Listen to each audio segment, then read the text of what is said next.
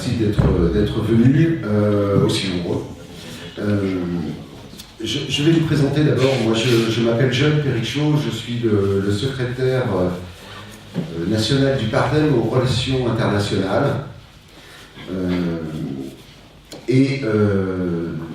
Nous avons invité en retour nos camarades de P101, je vais vous dire pourquoi et comment, qui est représenté P101 par Moreno. Bonsoir.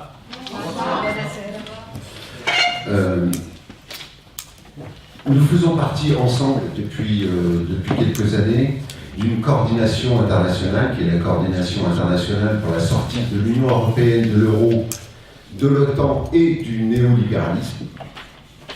Et c'est à ce titre-là que nous nous connaissons. Alors pour la petite histoire, nos camarades de P101 ont demandé il y a quelque temps à des Gilets jaunes de venir exposer les revendications des Gilets jaunes et pour essayer aussi de comprendre le mouvement des Gilets jaunes en Italie, à Rome en particulier. Cette réunion a eu lieu le 12 janvier dernier.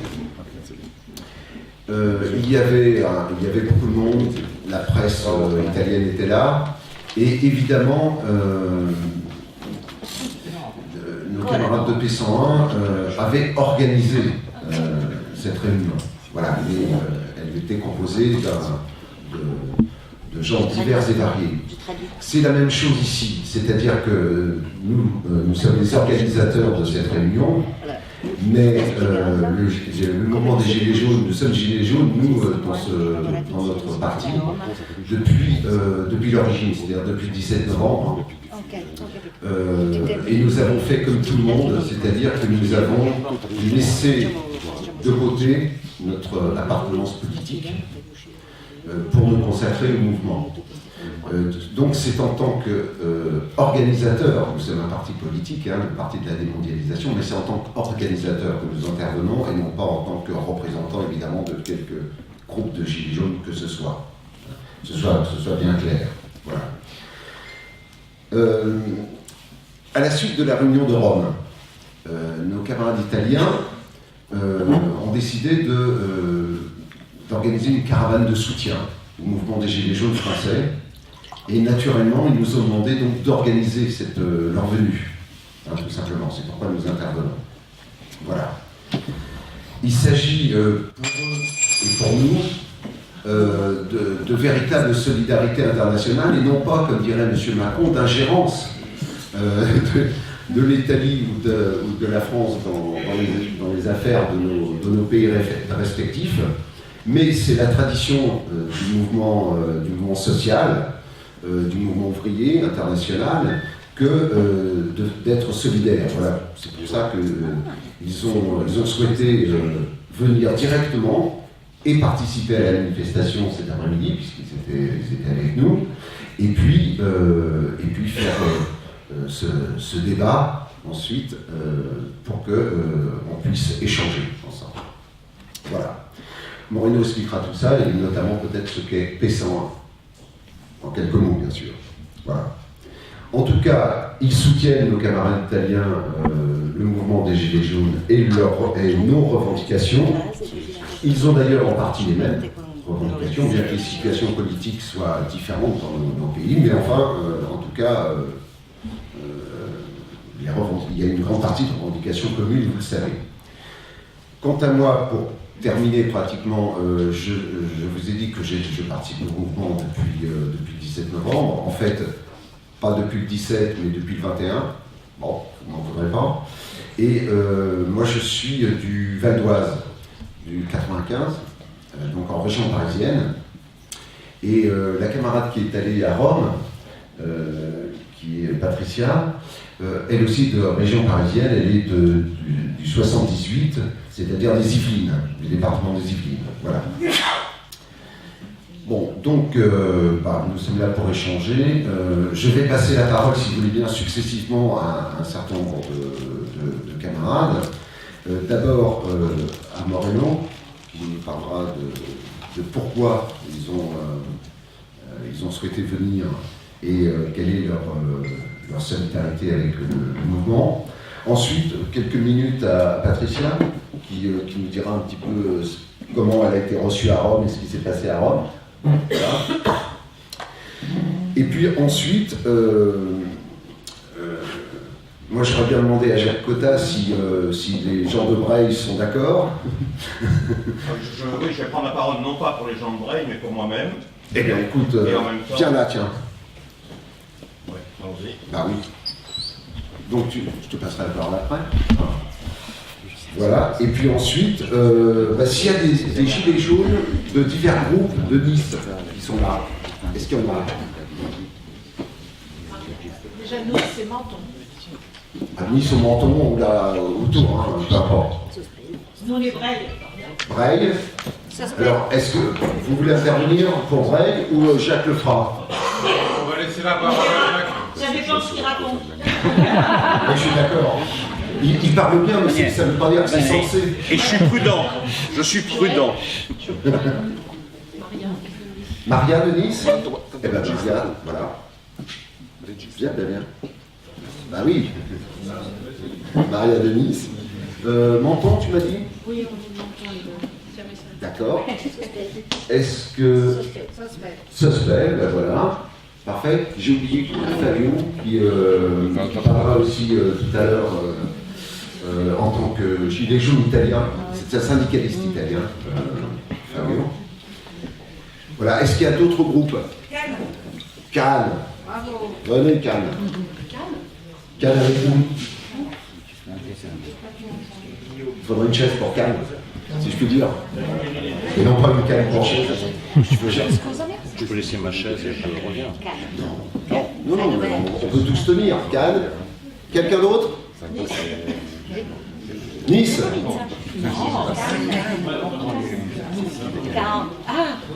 Nice. Quand il dit quoi? Oui. Bon, s'il y a quelqu'un qui se manifeste après, bah, il viendra parler, hein, c'est pas un problème.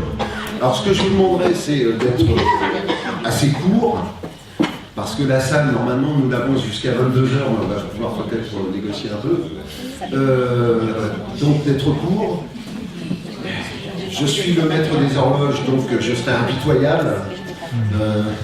Voilà, donc s'il vous plaît, soyez court. Voilà. Et ensuite, donc une fois que tout le monde aura parlé, y compris les représentants des groupes, on va expliquer un petit peu leurs actions, on fait dire ce qu'ils voudront d'ailleurs. Hein. Et ensuite, on pourra débattre. Ça vous convient comme ça? Parfait. On commence. Moreno, je te passe la parole. Tu peux rester ici. Bonsoir à tous les amis et les citoyennes. Je dois remercier fondamentalement Ardem et tous les gilets jaunes de Nice aujourd'hui qui nous ont été, pardonnez-moi pour mon français, émotionnés réellement pour l'accueil aujourd'hui à Nice. Ok. Nous sommes une organisation qui s'appelle le Mouvement Populaire de Libération, programme Agenda. Nous avons fondé notre organisation 2 ans avant, en considérant que dans l'Union européenne, c'est nécessaire aujourd'hui de récupérer la souveraineté nationale populaire et démocratique. C'était la première organisation de la gauche italienne qui a posé comme stratégie la question de la Italexit, pour Frexit, pour vous. Au commencement, nous avons été accusés d'être nationalistes. Et puis la gauche, et toute la gauche a condamné nous comme Roche-Brune. Vous comprenez Roche-Brune? Roche-Brune. Nous sommes Roche-Brune, mais nous sommes ici parce que nous sommes nationalistes, mais nous sommes venus ici en France parce que nous considérons que l'amitié historique, pas entre les classes dominantes de l'Italie et de la France, mais l'amitié historique et révolutionnaire entre les peuples italiens et français est très longue. Et je vais raconter une histoire qui regarde la Commune de Paris. 2000 Italiens ont combattu pour la Commune de Paris. Et après la Commune, contre les Prussiennes, Garibaldi était une commandante très forte qui a guidé la bataille de Dijon vers janvier 1871. Et c'était la seule bataille que l'armée républicaine a vaincu les Prussiens. Alors, nous sommes les filles de Garibaldi, d'Antonio Gramsci et des partisans italiens. Nous refusons la catégorie de rochebrunisme. Nous sommes révolutionnaires patriotiques. Nous sommes patriotiques parce que l'Italie, dans la gabbia, comment on dit gabbia? Cage. La cage. Ah, cage, comme en anglais. Dans la cage de l'Union européenne, nous n'avons pas plus de démocratie, de souveraineté, de liberté, d'autodétermination. Mais notre lutte, ce n'est pas seulement contre l'abstraction de l'Union européenne, c'est contre notre classe dominante, contre l'élite, contre l'establishment. Parce qu'entre notre élite et votre élite, et premièrement l'élite allemande, il y a une liaison très très étroite. Ils sont des ennemis de l'Italie et de peuple travailleur italien. C'est-à-dire que nous, dans le moment nous parlons de patriotisme, cela signifie aujourd'hui lutte des classes. Okay? Ce n'est pas seulement une lutte nationale, c'est une lutte nationale et dans le même temps des classes. Parce que pour la libération, pour l'intérêt du peuple travailleur, nous sommes obligés de diviser l'Italie. De diviser l'Italie entre les patriotes et les ennemis et les Quisling de l'Italie. Vous savez que nous avons un gouvernement nouveau en Italie. C'est une chose très importante. Ce gouvernement, c'est le résultat d'un terremoto.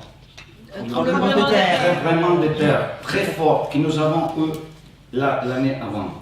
Okay? Ce tremblement de terre a produit le gouvernement soi-disant populiste. Ce gouvernement a beaucoup de limites, bien sûr.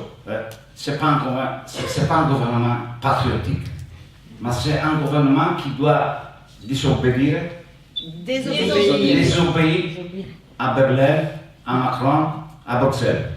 Ils sont obligés, parce que le peuple italien pousse pour désobéir. Alors, notre position sur notre gouvernement, c'est que nous donnons un soutien critique au gouvernement. Parce que vous devez comprendre que toute l'élite italienne, tous les médias, toutes les organisations du patronat sont contre le gouvernement. Bruxelles, c'est contre le gouvernement. Macron, c'est contre le gouvernement italien. Alors, malgré toutes les choses qui sont faites pas positives, ils ont fait des choses aussi positives pour le peuple travailleur, c'est un devoir de la gauche patriotique de défendre ce gouvernement dans le moment qu'il lutte contre l'Union européenne. Nous savons qu'ils ont peur, ce gouvernement italien, de rompre réellement avec l'Union européenne. Mais nous savons aussi que ce n'est pas facile de rompre avec l'Union européenne. Ils ont construit la cage dans une longue période. Ils ont occupé toutes les positions de l'État, dans l'université, dans les médias. Il y a un problème, camarades et citoyens, que nous n'avons pas en Italie maintenant en classe dirigeante qui peut ménager l'État et faire la rupture avec l'Union européenne. Vous comprenez? C'est clair? La rupture. Ok, pour la rupture. C'est-à-dire que les gars et le mouvement 5 étoiles, ils n'ont pas la possibilité, l'instrument de guider l'État. Parce que tout l'État est infiltré dans le libéralisme, infiltré dans les soi-disant démocrates, infiltré par les européistes. Toutes les positions de l'État, tous les médias. C'est-à-dire que ce gouvernement s'est boycotté tous les jours. Et l'élite, l'establishment, la grande bourgeoisie italienne, qui est étroitement liée avec la grande bourgeoisie française et allemande, parce qu'ils sont réellement internationalistes. Ils sont réellement internationalistes. Cosmopolites internationalistes. Mondialistes, bien sûr, ils sont mondialistes. Ils cherchent tous les jours de renverser le gouvernement. Ils cherchent tous les jours. Et vous devez savoir que ce n'est pas seulement un gouvernement de coalition entre deux forces. Le mouvement 5 étoiles, c'est le premier parti en Italie, hein, qui est né sur des revendications très similaires à la Gilets jaunes. Hein. Ce n'est pas seulement le mouvement 5 étoiles et la Lega Nord. Non, c'est un gouvernement, il y a un troisième parti, le parti du président de la République. C'est-à-dire de l'homme de Berlin et de Bruxelles et de Paris. C'est un gouvernement qui a Cavallo di Troia. Le cheval de Troie. Un cheval de Troie à l'intérieur, qui tous les jours cherche de saboter toutes les décisions du gouvernement. C'est là, voilà la situation en Italie. Pourquoi nous sommes venus ici? Parce que nous avons l'idée que ce mouvement-là, le mouvement des Gilets jaunes, exprime quelque chose de très important pour nous révolutionnaires, parce que nous sommes révolutionnaires. La dynamique des nouveaux mouvements sociaux. Nous avons en Italie déjà un mouvement similaire, un mouvement de gens qui n'ont pas fait part des partis, des syndicats, qui n'ont pas d'expérience politique, qui n'ont capacité organisationnelle. Aujourd'hui, nous l'avons vu dans la manifestation. Il y a une tête, il y a une direction, il y a une organisation. C'est un problème très grand. Mais nous pensons que dans cette période, après le collapse de l'Union soviétique, le collapse du mouvement communiste, la dynamique des mouvements sociaux, pas seulement en Italie et en France, sera aussi en Allemagne, aussi partout comme les Gilets jaunes. Alors, je pense que la mission, j'ai eu une mission dans le sens religieux, vraiment religieuse, la mission de révolutionnaire, c'est d'être dans les peuples, pour les peuples, et de donner une direction. Alors c'est un problème de méthode, de lignes politiques, de théorie politique, c'est un travail très grand, camarades et citoyens. Et je pense que le mouvement des Gilets jaunes expresse une fracture entre l'élite et le peuple irréducible.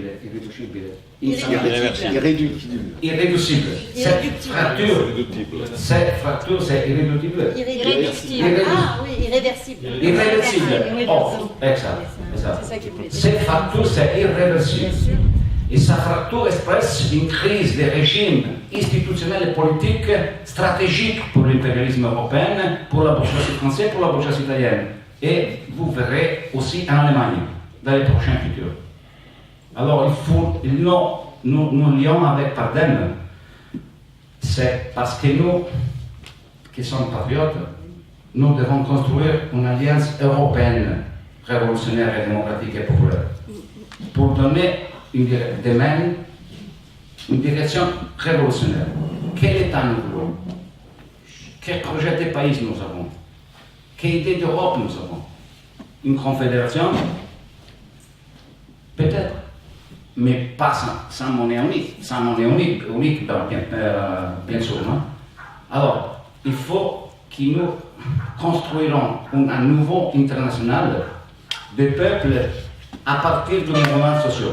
C'est notre idée et nous espérons que notre voyage ici serait utile pour non pas seulement pour témoigner la solidarité, que c'est en solidarité inconditionnelle que nous pouvons aller Gilets jaunes contre Macron. Parce que si Macron est battu, ce sera une victoire pour nous aussi. Mais vous devez comprendre qu'il ne suffit pas d'être dans le. Il faut une stratégie, il faut un programme politique, il faut une vision pour le futur. Parce que la défaite historique du socialisme oblige nous à reconstruire une vision du monde. Merci. Merci beaucoup Moreno. On va continuer chez nos amis italiens. Donc je vais passer la parole à Fabio Farati. Et là, ça va être un petit peu différent. Donc Fabio, tu vas t'exprimer en italien. Sì. Et c'est quoi qui fait la traduction? Sabine. Voilà. No, dai il microfono, grazie. Du mieux que je pourrais. Grazie, tu c'hai il bottone alza, sì. Io parlo così. Allora, bonsoir mon frère et sœur de France. Je ne parle pas bien français, ma prima di tutto dico io esprimo la solidarietà e vorrei fare un applauso a voi Ils ont tous compris. Bravi, bravi, bravi. Io sono un sindacalista di Alitalia, della Riolina ex nazionale, e è stato molto importante vedere quello che è successo in Francia in questi ultimi 2 mesi, perché voi siete un simbolo. Alors, c'est un syndicaliste et nous sommes un symbole pour lui. Mais quel syndicat? Quel Des syndicat? bases, des bases. Des bases. Je suis, prima ero CGL, poi un sindacato di base CUB. Sì, ma per la Francia cosa significa? Ah, niente. No, no, no, no, no. Il n'y a pas de... CGL era destra, sinistra, in mezzo. Sinistra. À gauche. À gauche. Syndicat de gauche. À l'extrême gauche, in réalité. À l'extrême gauche. E Il faut se méfier de l'extrême gauche. On a vu ce que ça ritengo fait. che è stato importantissimo questo movimento dei Gilet Gialli, a cui noi, come diceva il mio compagno e amico Moreno, diamo una solidarietà incondizionata, perché voi siete stato un simbolo per centinaia di milioni di europei che purtroppo oggi stanno sotto una pressione incredibile delle leggi imposte e delle leggi della finanza imposte dall'Unione Europea. Vous avez compris ou pas? Non. S'il te plaît, est-ce que tu peux traduire systématiquement pour la vidéo? D'accord, pardon. Alors, donc, nous sommes un symbole pour lui et nous sommes un peuple qui est donc écrasé par la pression ricordami la fine della frase per favore. Diciamo, una pressione per centinaia di milioni di europei sono sotto una sorta di narrazione tossica del potere che dice che non c'è alternativa, there is no alternative a quello che vediamo, è così, voi starete peggio dei vostri figli e il futuro dei nostri figli è destinato ad essere brutto. D'accord. Donc nous sommes sous une pression d'une chape de plomb des autorités qui sont tout en haut. Européennes. Européennes, bien entendu, ça va de soi. Et que l'avenir de nos enfants est très très fortement compromis. Essendo molto pratici, in Italia penso che noi abbiamo 3 milioni di disoccupati. Nous avons 3 millions de chômeurs. I disoccupati giovanili sono tra il 55 e il 60%. Et chez les jeunes, ça se situe entre 40 et 60% des chômeurs. Il salario medio dei giovani che lavorano è tra i 600 e gli 800 euro. Donc le salaire médian des jeunes qui travaillent est moyen, entre 600 et 800 euros. Noi siamo un paese che vive con la pensione dei nonni, delle zie e dei genitori vecchi. Alors nous vivons avec les retraites des grands-parents, des tantes et des parents anciens, des parents vieux. A questi milioni di giovani, di cittadini, si dice a reti unificate da tutto l'arco costituzionale, tutti i media, che there is no alternative, è così, perché se voi rompiamo questa Unione Europea ci sarà di nuovo la guerra fra nazioni e l'Europa e il sangue inonderà di nuovo i campi di tutta Europa. Donc c'est le discours tenu aux jeunes, c'est comme ça, c'est pas autrement, il n'y a rien à faire, sinon on va vers une guerre et le sang sera versé. Si vous sortez de l'Union européenne. Questa oligarchia criminale che tiene tutti sotto, praticamente con il vostro esempio sta tremando. Donc cette oligarchie criminelle qui nous gouverne tous tremble a cause de nous tous. Come vi diceva Moreno, anche in Italia c'è stato un movimento dei Gilet Gialli che si è condensato nel voto delle ultime elezioni. Donc le dernier mouvement des Gilets jaunes qui a eu lieu en Italie s'est condensé sur les dernières élections. Milioni di persone hanno dato voto a Movimento 5 Stelle e Lega per avere una speranza di un futuro diverso da quello che è stato donato a loro dall'oligarchia europea. Alors, millions d'électeurs ont donné leur voix au parti 5 Stelle avec l'espoir de changer les choses. Ma noi sappiamo che questi due partiti non sono organizzati per fare una guerra contro questi veri e propri mostri che stanno a Bruxelles. et que ces deux partis, nous savons que ces deux partis ne sont pas organisés pour mener une guerre contre Bruxelles. Contre les monstres de Bruxelles. Contre les monstres de Bruxelles, pardon. Infatti, se avete visto, hanno provato a fare una legge di bilancio, una legge finanziaria che desse un pochino di speranza per fare degli investimenti per aumentare l'occupazione. Donc ils ont pondu des lois pour donner des miettes, pour donner un peu d'espoir à tous ceux qui sont sans travail. Volevano fare uno sforamento del 2,4%. Sforamento cosa vuol dire? Superare il limite del budget posto dall'Unione Europea. Ah oui, il voulait faire un, comment on appelle ça, un prévisionnel de 2,5% pour fare deficit per fare occupazione. Voilà, il voulait faire un 2,5% de déficit pour donner du travail, pour créer de l'emploi. Ve lo dico da sindacalista, 2,04 è zero, quasi proprio il minimo. Moscovici che dice? No. E abbiamo avuto, milioni di italiani hanno avuto la dimostrazione che l'Unione Europea non può essere cambiata. Tout le monde a compris? Tout le monde a eu la démonstration que l'Union européenne ne peut être changée dans l'état actuel des choses. Avec Moscovici. Sulla loi del budget. Sulla loi del budget. E allora milioni di italiani, vedendo l'esempio che state facendo qua, allora dicono: ma è possibile allora pensare qualcosa di diverso? È possibile desiderare e vedere un futuro che non sia solamente buio, grigio, di depauramento e di depressione? Alors des millions d'Italiens, nous voyons, nous en France, faire ce qu'on fait, se disent il y a de l'espoir, on peut y arriver, on peut y arriver. On peut avoir un futur On peut différent avoir un futur, des ténèbres, de l'ombre, voilà. E poi ve lo dico da italiano, voi francesi avete un charme. Allora, Questa è la canzone di Adriano Celentano. perché nel senso, il sentire comune è: loro hanno fatto la rivoluzione 200 anni fa e stanno indicando cosa fare, per cui è importantissimo quello che state facendo perché vi vedono tutti. Donc, hormis notre charme, nous sommes le pays de la révolution et que nous sommes en train de montrer la voie pour éventuellement... Tout le monde regarde, tout le monde regarde et prend exemple sur nous. Ils pensent qu'on est des symboles pour la révolution. Ah, complètement. Complètement. Mais attention, Mais trois petits points étaient implicites. Il n'y a pas qu'en Europe, parce que Ah non, il n'y a pas qu'en Europe. Bien sûr. Un petit peu partout dans le monde. Il y a 28 pays. Allora, termino dicendo... 35. Cosa ha detto? 35 paesi. Sì. Che stanno in gialli, stanno già in Mannaggia lo striscio.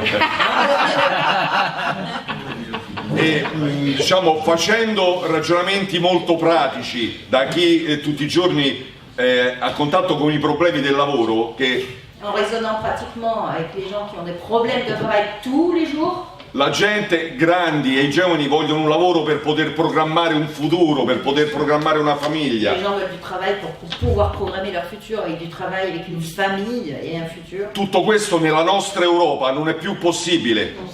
Dans notre Europe, tout ceci n'est plus possible. Non è più possibile ammalarsi, perché noi che avevamo un sistema sanitario nazionale italiano all'avanguardia, non c'è più, non c'è più. On ne peut plus tomber malade parce que le système de protection maladie ou autre n'existe plus en Italie, celui que nous avions, qui était d'avant-garde. Pardon. Noi diciamo una cosa: quando vai in pensione sei fortunato se muori mentre cammini e non hai bisogno di niente. Donc tu dis que È la realtà. si tu meurs en partant à la retraite et en marchant, ben, tu as de la chance. Questa è la situazione. Avevamo il secondo paese manufatturiero in Europa, avevamo il più forte partito comunista, il più forte movimento sindacale europeo. Hanno smantellato tutto. Nous avions les plus grandes manufactures possibles, les plus grands partis de gauche et le troisième communiste, bien entendu, le plus grand syndicat et tout ça n'existe plus. Ils ont tout démonté. Ils ont tout démantelé, détricoté, démantelé. Come vi ha spiegato un po' Moreno prima, Comme vous a expliqué Moreno un petit peu plus tôt, io ho sempre lavorato e ho sempre fatto attività politica all'interno delle organizzazioni sindacali. il a toujours été politiquement impliqué dans les organisations syndicales. E questi criminali hanno fatto un lavoro perfetto. Et ces criminels ont fait un travail parfait. Hanno infiltrato tutte le organizzazioni politiche di sinistra, sindacati, università, partiti. Tout ce qui était syndicats, formation politique, université. E quando qualcuno comincia a pensare che le cose che ci raccontano non sono reali, non è possibile, 2 più 2 non fa 4 ma ti dicono che fa 1000. Alors, quand quelqu'un commence à penser par lui-même en disant que 2 plus 2 ne fait pas 4 mais que peut-être ça fait 1000, per liberarsi da questo gioco, da questa cappa, loro dicono, è come una sorta di livelli, no? Loro dicono alcune cose, tu le smonti. Pour s'échapper de cette chape, ils mettent en place des niveaux qu'il faut... E loro te ne dicono un'altra. Et ils te disent autre chose. Voilà, ils surenchérissent. Voilà, ils surenchérissent, pardon. L'ultima è... Alors, la dernière, c'est le dernier livello. le dernier niveau. Avete ragione, Vous avez raison. ma se facciamo quello che voi dite, Mais si on fait ce que vous se demandez, rompiamo l'impero Unione Europea, si on casse l'empire, ritorneremo alla guerra e milioni morirete. voilà. Si on casse l'empire européen et on retourne à la guerre, il y aura des millions de morts. Noi quello che vogliamo, noi vogliamo un'Europa che non sia il loro incubo. Alors nous, ce que nous voulons, c'est que notre Europe soit leur cauchemar, leur pire cauchemar. Vogliamo un'Europa di nazioni sovrane in cui ognuno decide a casa sua, con democrazia popolare e che L'Union européenne avec des nations souveraines qui décident chez elles de leur propre che décision. cooperano fra loro, fra le azioni democratiche, perché fra noi popoli non abbiamo nemici. Et qui puissent quand même coopérer pour le bien commun. Parce que La nous nostra n'avons storia pas è lunga. d'ennemis. Per cui grazie di nuovo, noi quando andiamo qui noi pubblichiamo sempre i vostri video e tutta la gente, allora è possibile, ma i francesi... Ils publient sur leurs réseaux et sur leurs journaux tout ce qui se passe en France et se disent bon ben alors c'est possible. Merci beaucoup à vos enfants de la patrie. Vive la France! Un témoignage sur ce qui s'est passé à Rome, Patricia. Un petit témoignage, quelques minutes. Allez. Même pas. Ça va être très rapide. D'abord, j'en profite pour remercier nos camarades du P101 de l'accueil extraordinaire qu'ils nous ont donné quand on est arrivé à Rome. J'étais avec un camarade qui n'a pas pu venir ce soir, mais qui est de cœur ici avec nous. Voilà. Il y a eu un... Ça s'est passé, cette visite, juste après qu'il y ait eu des problèmes entre les deux gouvernements français et italien, parce que M. Di Maio avait dit que les Gilets jaunes français, il les soutenaient, et que ça a été considéré très mal par M. Macron. Donc, quand nous sommes au moment du grand meeting, il y avait des quantités de télévision, de journalistes à Rome. On nous a sauté dessus en nous disant, oui, parce que M. Di Maio avait laissé entendre qu'il voulait rencontrer ces gilets jaunes qui venaient à Rome. Donc la presse nous a sauté dessus en nous disant, est-ce que vous allez voir M. Di Maio? On a dit non, on ne va pas voir M. Di Maio parce qu'on est deux gilets jaunes qui ne représentons que nous-mêmes. Nous n'avons aucun mandat et nous ne nous sentons pas de rencontrer un personnage aussi haut placé dans l'État. Voilà, ça c'était une réponse qui a été claire, je pense. Voilà. Sinon, ce que nous avons vu, c'est que partout où on passait, quand on avait mis nos gilets jaunes, ça plaisait énormément aux gens. D'ailleurs, mon camarade a rencontré un monsieur dans un petit bistrot qui lui a dit « Oh oui, mais vous êtes des Français, vous y arrivez, et nous on fait la sieste. » Alors, il leur a dit « Oui, mais vous savez, il y a 3 mois, on aurait pu dire la même chose des Français. Personne ne s'attendait à ce qu'on se réveille comme ça. Donc, tout est possible partout. » Voilà. Merci.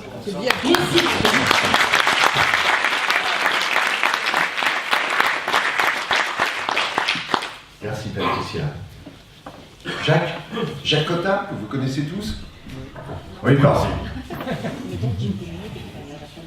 Écoutez, je voudrais... Comment? Tu veux te présenter? Oui, je m'appelle Jacques Cotta. Oui, voilà. Et je vis dans la vallée de la Roya. Vous savez, un peu vers l'Italie, entre la France et l'Italie. Un endroit un peu enclavé. Là, vous pouvez enlever la gare. Voilà, exactement. Là où il y a tous les problèmes que vous pouvez imaginer, de services publics, de gares, d'écoles aujourd'hui à Fontan, de santé avec les hôpitaux qui ferment ou qui sont mal équipés. Enfin bref, tout ce qui peut concerner le simple citoyen qui n'est pas servi comme il devrait l'être par les pouvoirs publics. Et c'est intéressant parce que, voyez-vous, il y a 13 semaines, on croisait les uns et les autres des gens dans la vallée et on était à milieu de se dire que 13 semaines plus tard, on serait tous les samedis et souvent dans la semaine sur les marchés de la Roya pour expliquer ce que sont les gilets jaunes et les raisons pour lesquelles ils existent. Il y a des gens, très franchement, dont je ne me sentais pas proche au point de départ et avec qui j'aurais pu imaginer le fait de me réunir, le fait de faire des tracts, de les diffuser, et pourtant, voyez-vous, je suis aujourd'hui beaucoup plus proche d'eux que d'un certain nombre d'autres que je côtoyais il y a 13 semaines et qui aujourd'hui considèrent que les gilets jaunes, c'est le bas peuple méprisable qui se mêle en gros de ce qui ne le regarde pas. Ce sont ce que l'on appelle en Italie les rouges bruns, et c'est ce que l'on veut caractériser ici comme ceux qui, s'ils ne sont pas complètement d'extrême droite, sont de toutes les façons infréquentables. Eh bien non. Les gilets jaunes, c'est pas ça. Les gilets jaunes, c'est au point de départ un certain nombre de citoyens de notre pays dont je me sens à 100% qui ont des préoccupations communes et qui fait qu'avec ces préoccupations communes, ils se lèvent le matin avec les mêmes soucis et tentent le soir d'apporter les mêmes réponses. Alors le souci et les réponses, c'est quoi? Je vais vous raconter une histoire qui montre bien ce caractère de ce que sont les gilets jaunes et à mon avis de ce qu'il faut comprendre. Nous avons sorti un tract dans la vallée de la Roya après une réunion très démocratique où nous avons tous, les uns et les autres, déterminé ce qu'il devait y avoir dans ce tract. Puis nous l'avons relu, puis nous l'avons amendé, puis je crois globalement, puisqu'il en sort, tout le monde est d'accord avec. Alors, il y a un habitant de la vallée, que nous connaissons d'ailleurs très bien, qui m'a envoyé un message et qui m'a dit « Dans ce tract, vous dites qu'il faut abolir la Ve République et qu'il faut, en gros, combattre l'Union européenne. Mais est-ce que tu es sûr que tous les gilets jaunes sont d'accord avec ça ?» Je lui ai répondu qu'en effet, je ne pouvais pas être sûr que tous les gilets jaunes étaient d'accord avec ça, parce que les gilets jaunes, par définition, c'est pas un parti, c'est quelque chose d'hétérogène, où, comme je l'ai dit précédemment, les origines sont diverses, et où tout le monde ne pense pas la même chose au point de départ. Mais par contre, ce que je sais, c'est que tous les gilets jaunes sont pour le pouvoir d'achat, que tous les gilets jaunes sont pour que les services publics existent et soient développés, que tous les gilets jaunes soient pour que les jeunes aient un boulot, que tous les gilets jaunes soient pour que la protection sociale soit maintenue, que tous les gilets jaunes soient pour que le salaire soit respecté, et parce que les gilets jaunes sont pour cela, alors je sais, parce qu'ils réfléchissent autant que quiconque, qu'ils savent pertinemment qu'un des principaux obstacles à ces réalisations, c'est l'Union européenne, qu'ils savent que ces principaux obstacles à ces réalisations, c'est la Ve République, et que donc, en conséquence, les gilets jaunes sont capables de tirer eux-mêmes les conséquences qu'ils ont à tirer de leurs propres pensées, de leurs propres exigences, donc ils sont en effet, très majoritairement, parce qu'ils sont des gens conséquents, opposés à l'Union européenne, et qui ne sont pas prêts à tomber dans les pièges qu'on a voulu nous tendre, entre de pseudo-listes jaunes qui existeraient pour tenter de désamorcer cette mobilisation et cette volonté générale. Alors voyez-vous, oui, la réponse à la Ve République, à l'Union européenne, elle est là. Elle n'est pas idéologique, elle est très pratique. Tout le monde a compris que pour avoir un minimum de satisfaction des besoins et des revendications qui sont les nôtres, eh bien il faut en passer par un combat à la hache. Nous l'avons compris, mais ils l'ont compris aussi. Parce que lorsqu'eux-mêmes en sont amenés à utiliser des moyens de guerre contre le peuple, ou aujourd'hui encore, un gilet jaune a perdu la main devant l'Assemblée nationale à Paris, lorsqu'ils sont amenés à utiliser de tels moyens, eh bien ils ne font qu'exprimer une réalité. C'est une véritable guerre qui est engagée, et nul ne peut dire jusqu'où ira cette guerre qui la gagnera, mais nous, il faut qu'on comprenne que la guerre, elle est totale, parce que les intérêts qui sont en cause sont totalement contradictoires les uns avec les autres.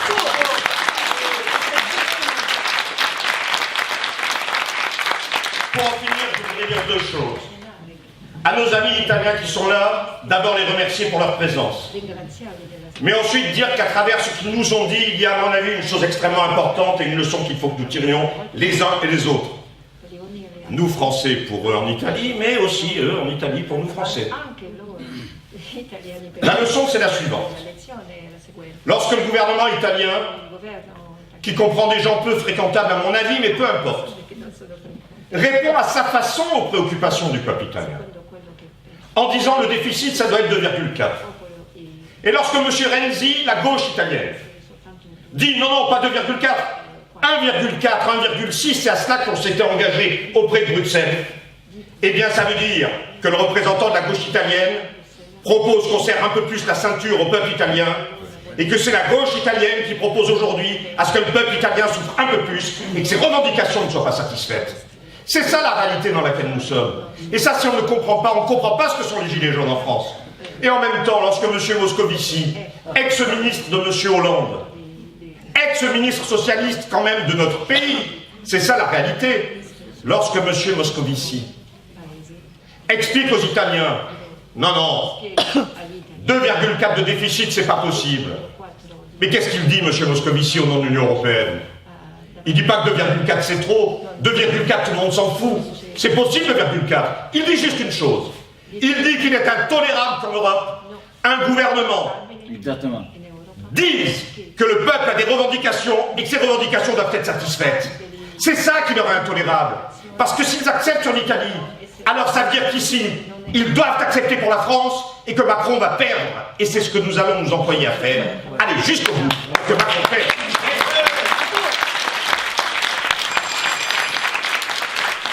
Et enfin, pour en finir vraiment, je voudrais vous dire qu'il y a une assemblée qui s'est tenue à Commercy, l'assemblée des assemblées, il y a un week-end, ou deux, je ne sais plus, ça va trop vite, 15 jours déjà. Eh bien voyez-vous, il y a un appel qui est sorti de cette assemblée. Et il y a, de mon point de vue, une chose très importante dans cet appel. On peut toujours trouver ce qui n'y est pas, et considérer que ça ne suffit pas, que c'est pas bien. On peut considérer que des virgules sont mal placées, et qu'au nom de ces virgules mal placées, ça ne va pas non plus.